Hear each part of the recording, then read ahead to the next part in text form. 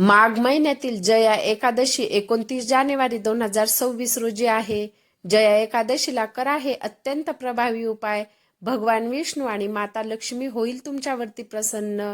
1 नंबरला तुळशीची पूजा. संध्याकाळी तुळशीजवळ शुद्ध तुपाचा दिवा लावा आणि 11 प्रदक्षिणा घाला. यामुळे घरात सुख समृद्धी येते. 2 नंबरला भगवान विष्णूंना केशर दूध अर्पण.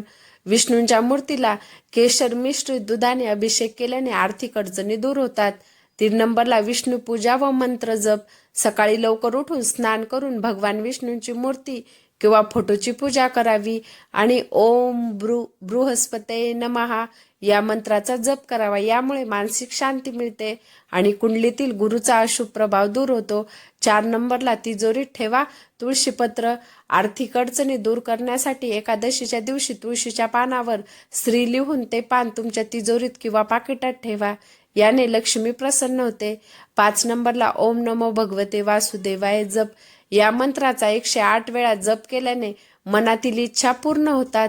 6 नंबरला पिंपळ वृक्षाची पूजा. या दिवशी पिंपळाच्या झाडाला पाणी अर्पण करून दिवा लावल्याने कर्जातून मुक्ती मिळते. 7 नंबरला गरिबांना पिवळ्या वस्त्रूचे दान.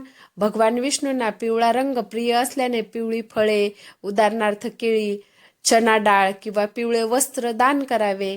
व्हिडिओ शेवटपर्यंत पाहिल्याबद्दल खूप खूप धन्यवाद.